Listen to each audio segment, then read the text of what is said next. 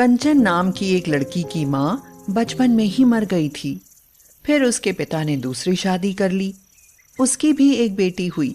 उसका नाम सोना था। सोना और कंचन बड़ी हो चुकी थीं। कंचन बचपन से ही बदसूरत थी। उसके विपरीत सोना बहुत सुंदर थी। एक तो बहुत गोरी भी थी। उसका चेहरा भी अच्छा था और उसके बाल भी खूब घने लंबे थे, जिनसे वह रोज नए नए स्टाइल बनाती थी और जिसे देखकर कंचन को दुख लगता था। सोना उसकी हंसी उड़ाया करती थी। कंचन को पूरे घर का काम करना पड़ता था। उसकी पिटाई भी हो जाया करती थी। माँ बेटी कंचन को मारने से भी परहेज नहीं करती थी। दोनों ही उस पर अत्याचार करती थी। एक दिन कंचन काम करते करते बहुत थक गई थी और उसे जोर का बुखार आ गया। उसी समय सोना ने उससे कहा। कंचन को सोना का काम करने से मना करते देख उसकी माँ भी उससे नाराज हो गई। उन्होंने कंचन के बाल पकड़कर झकझोरते हुए उससे कहा। कंचन घर से निकल गई। वह एक घने जंगल में जा पहुंची। रास्ते में उसे एक बूढ़ा आदमी मिला। वह सिर पर घास का गट्ठर लिए जा रहा था। उस बूढ़े को बहुत जोरदार ठोकर लगी और वह वहां पर गिर पड़ा। बूढ़ा वहीं जमीन पर बैठकर हाय हाय करने लगा था। कंचन ने देखा कि उसके पैर में बहुत चोट लग गई थी। वह अपने आसपास देखते हुए बोली, ये जंगली पत्तियां हैं। पापा ने बताया था कि इनको चोट पर लगाने से चोट ठीक हो जाती है। मैं बाबा की चोट पर यह पत्तियां लगा देती हूँ। उसने वहीं पास पड़े हुए पत्थरों से उनको पीस लिया और बूढ़े आदमी की चोट वाली जगह पर उसे लगा दिया। बूढ़े ने उसे आशीर्वाद दिया और कंचन आगे बढ़ गई।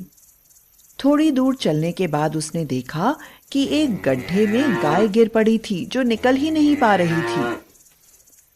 कंचन एक पेड़ की टहनी तोड़कर ले आई और उसने उसे गड्ढे में डाल दिया।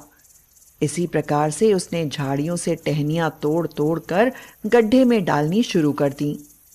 धीरे धीरे एक ऊंचा ढेर लग गया और गाय उन पर चढ़कर बाहर निकल आई। कंचन ने आश्चर्य से देखा कि गाय एक सुंदर स्त्री के रूप में बदल गई। उस स्त्री ने कंचन को आशीर्वाद दिया। थोड़ी और आगे चलने पर कंचन ने देखा कि एक पेड़ के नीचे एक तपस्विनी बैठी हुई है और लगातार माला जप रही है, लेकिन उसके आसपास जमीन पर बहुत गंदगी पड़ी है। उसे देखकर कंचन ने अपने मन में कहा। उसने जंगली पत्तों को एक ओर जमा करके वहां से कूड़े करकट को साफ कर डाला, जिससे मच्छर भाग गए। जब उस तपस्विनी ने अपनी आंखें खोली तो उसे देखकर वह बहुत खुश हो गई।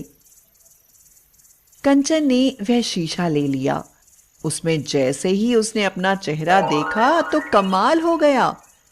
कंचन अब एक बहुत ही खूबसूरत लड़की के रूप में बदल गई थी। अब उसका रंग दूध की तरह गोरा हो गया था और उसके बाल काफी काले, घने और लंबे हो गए थे।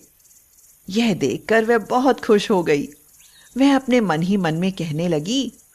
फिर वह वापस अपने घर में जा पहुंची। उसे देखकर तो सोना हैरान रह गई।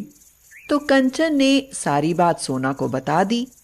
सोना बोली। वह भी जंगल की ओर गई। उसने देखा रास्ते में एक बूढ़ा बैठा हुआ था। कहकर वह आगे चली गई। आगे चलकर उसने देखा कि गाय गड्ढे में पड़ी है। उसको देखते ही गाय रंभाने लगी, लेकिन सोना ने उसको बाहर नहीं निकाला।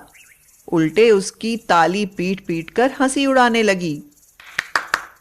फिर और आगे चलने पर उसने देखा कि एक तपस्विनी बैठी हुई है और उसके आसपास बहुत गंदगी पड़ी हुई है।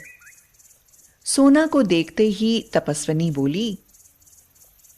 यह सुनकर तपस्विनी ने एक शीशा सोना को दिया और उससे कहा। सोना ने जैसे ही शीशे में अपना मुंह देखा तो वह और भी ज्यादा खूबसूरत लगने लगी और वह बार बार शीशे में मुंह देखने लगी।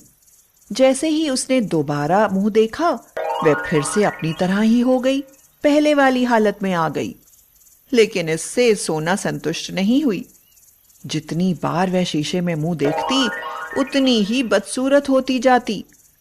अब वह बहुत ही ज्यादा बदसूरत थी, जिसे देखते हुए भी डर लगता था। सोना तो तपस्विनी के पैरों पर गिर पड़ी और बोली। वह बहुत रो रही थी। तपस्विनी ने उससे कहा, अपने कर्मों पर पछताती हुई सोना वापस अपने घर में चली गई।